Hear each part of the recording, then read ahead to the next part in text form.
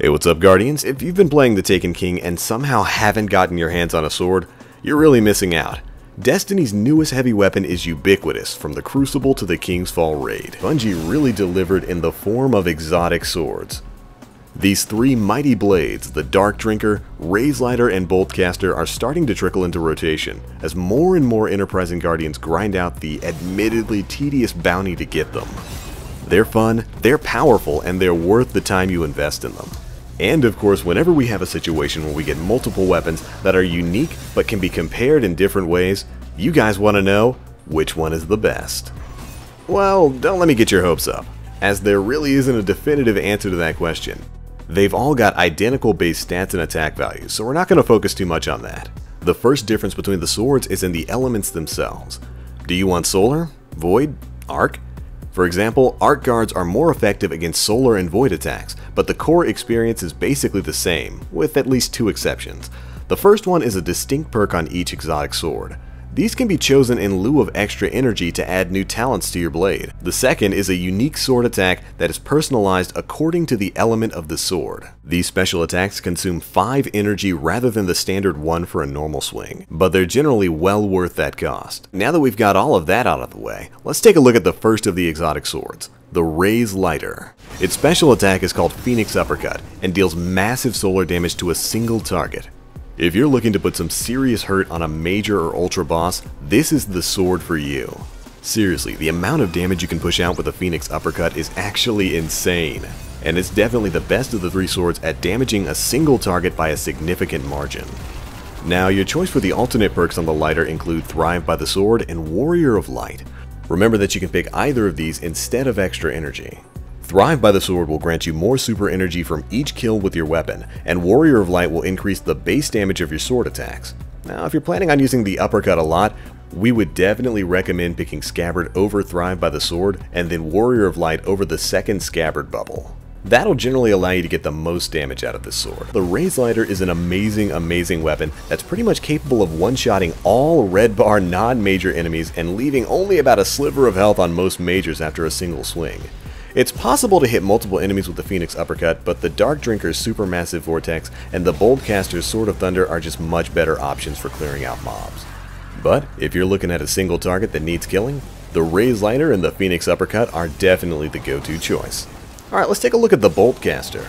This arc damage exotic blade kind of bridges the gap between ranged and close quarters battles with its unique ability, Sword of Thunder. With a mighty slash, you'll project a damaging field of arc energy that travels a considerable distance in a straight line. It even has a small degree of homing. So even if your shots aren't completely on point, you'll still get a hit. Once that blast makes contact with an enemy or reaches its maximum distance, it'll linger momentarily, causing periodic arc damage akin to a striker's aftershock. The Thunder Disc will absolutely slice through red health mobs, clearing a path forward and ensuring you don't have to get too close to enemies. This is a lot more helpful than you might think, since being able to dish out fairly considerable damage from a distance is a definite boon for the sword. As a matter of fact, because of the Sword of Thunder ability, the Boltcaster is probably the best exotic sword for the PvP scene, and its ability to hit multiple enemies at once is definitely a good thing in PvP. Now, as well as possessing the wonderful Warrior of Light perk, the Boltcaster also has Live by the Sword, which gives you about a 20 to 30% chance to spawn orbs whenever you get sword kills. And while we'll almost always recommend the Warrior of Light perk for PvE, you'll oftentimes have better luck with the second Scabbard bubble in PvP, since more energy will generally lead you to using your super more often. As for the Live by the Sword perk, well, it really kind of depends on your goals. Being able to generate orbs is fine, but are you trying to wring out as many kills as possible before needing more ammo? If that's the case, then you might want to stick with Scabbard over Live by the Sword. However, if your job is to generate as many orbs as you can, then go for Live by the Sword. The Boltcaster's biggest strength is its versatility. You can use it as an up-close weapon because swords are of course very powerful even with their normal swing, and you've got a great ranged attack that you can use to clear out mobs. It's definitely a fantastic weapon that's well worth the exotic slot. The final sword on our list here, the Dark Drinker. With your own hands you forge the mighty Dark Drinker. Now take it in hand and slake its thirst. The Dark Drinker's special ability is called the Supermassive Vortex, and while the term supermassive might be a slight overstatement, it's definitely the preferred choice for AoE damage. When using this attack, your Guardian will spin rapidly, swinging the sword in a wide arc and dealing heavy void damage to anyone unlucky enough to be nearby.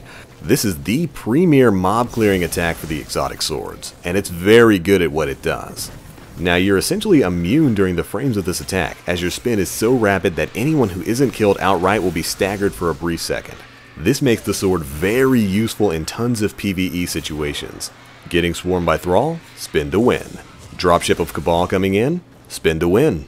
Once you've got this thing, you'll find yourself jumping straight into the middle of enemy mobs and spamming the R2 button. Anytime you become overwhelmed, just unsheath your blade and the rest will sort itself out. For an AoE attack, the Supermassive Vortex actually deals a surprising amount of damage per hit. Enough to generally one-shot most enemies as long as you've got the Warrior of Light perk active over the Scabbard node. The sword's other special perk, Die by the Sword, grants bonus grenade energy for every kill. It's very possible to get your grenade back in record time with just a couple uses of Supermassive Vortex, but whether or not you'll actually be using that grenade when you can just spin to win is kind of a personal call. There's an argument to be made for either perk here, honestly. A little extra energy never hurts, especially if you're playing a class where grenades aren't your top priority, like defenders. But overall, the Dark Drinker is an excellent weapon that has fantastic ad management capabilities. If you're about to head into an encounter that's absolutely swarmed by ads, like say the Undying Mind boss fight, the Dark Drinker will be an absolute lifesaver for you. 3 weapons you're probably dying to get if you haven't already gotten your hands on them. We hope this shed a little bit of light on the practical uses for each of the exotic swords. And when it comes to which one is the best, well, that's up to you. Thanks so much for watching, and be sure to let us know what you think of each of the exotic swords in the comment section below. Anyways, that's it for me now. As always, I am the Black Link. You Guardians, stay frosty.